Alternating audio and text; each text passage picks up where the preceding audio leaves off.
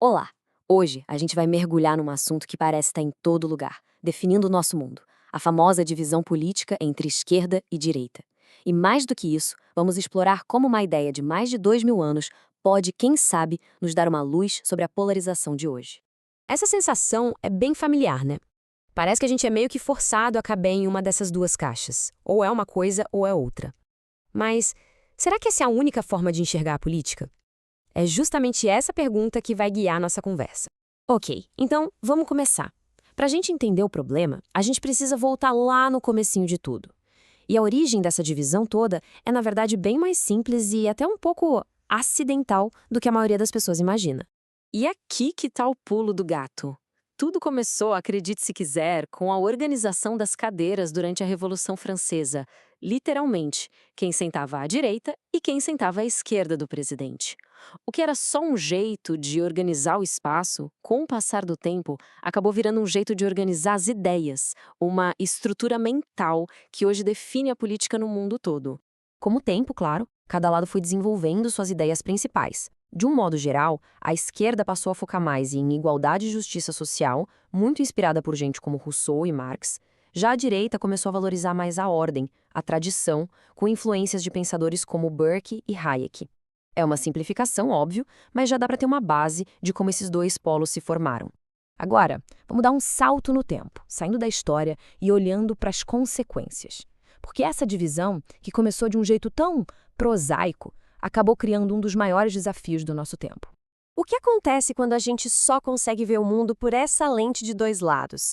Bom, a realidade, que é super complexa, acaba espremida em só duas opções. A política vira uma briga emocional, um nós contra eles, e a nossa mente fica travada, sabe? Incapaz de sequer considerar que o outro lado talvez tenha um ponto válido. É basicamente um beco sem saída. E se a solução para esse problema tão moderno estivesse lá na Grécia Antiga, em um conceito filosófico?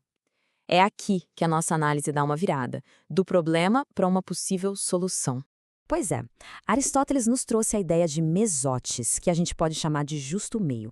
A sacada central é que a virtude, o jeito certo de agir, não está em nenhum dos extremos. Ela é, na verdade, o ponto de equilíbrio perfeito entre dois defeitos, o da falta de algo e o do excesso de algo. E para isso ficar bem claro, olha só que exemplo bom. Pensa na coragem. Ela não é não ter medo nenhum, isso seria a covardia, que é a falta. Mas ela também não é a falta total de noção do perigo, que seria a temeridade, o excesso.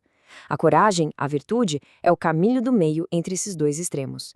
Simples e ao mesmo tempo genial. Certo. Agora vamos fazer o exercício de pegar essa ideia tão antiga e aplicar direto no nosso problema da divisão política de hoje. Como é que isso funcionaria na prática? Essa tabela aqui ilustra isso de uma forma fantástica. Vamos pegar a dimensão da ordem. Num extremo, o excesso de ordem vira o quê? Autoritarismo. No outro extremo, a falta de ordem vira o caos. O caminho do meio, ordem com liberdade. A mesma lógica se aplica para a economia e para a igualdade. A questão central é sempre buscar esse equilíbrio virtuoso, e não um extremo que acaba sendo prejudicial.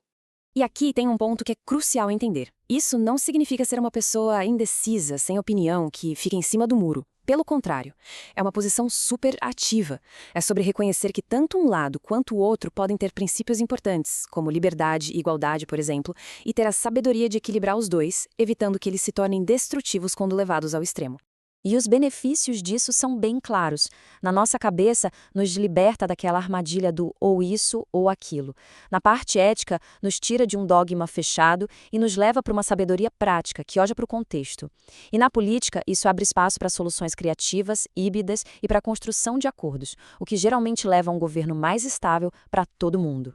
É claro que nenhuma ideia é uma bala de prata. A gente tem que ser honesto sobre as limitações. Essa abordagem, se for mal utilizada, pode virar um centrismo vazio, sem convicção nenhuma. E mais importante, existem questões, como injustiças muito graves, em que um meio termo é simplesmente inaceitável do ponto de vista moral. Às vezes, a ruptura é o único caminho. Olha, essa frase resume a proposta perfeitamente. A ideia não é apagar a esquerda ou a direita, mas sim usar a tensão que existe entre elas de um jeito produtivo, de um jeito que seja guiado pela prudência e não pela paixão cega de uma ideologia. Então, o ponto central de tudo isso é o seguinte: a abordagem de Aristóteles nos dá uma ferramenta para pensar. É, no fundo, uma troca. Trocar o dogmatismo pela sabedoria prática, trocar a lealdade cega ao extremo pela busca constante do equilíbrio. E a gente termina com essa provocação. Talvez o próximo grande passo na nossa política não seja a vitória de um lado sobre o outro, mas sim a nossa capacidade como sociedade de encontrar esse tal de justo meio. Fica aí a reflexão. Até a próxima.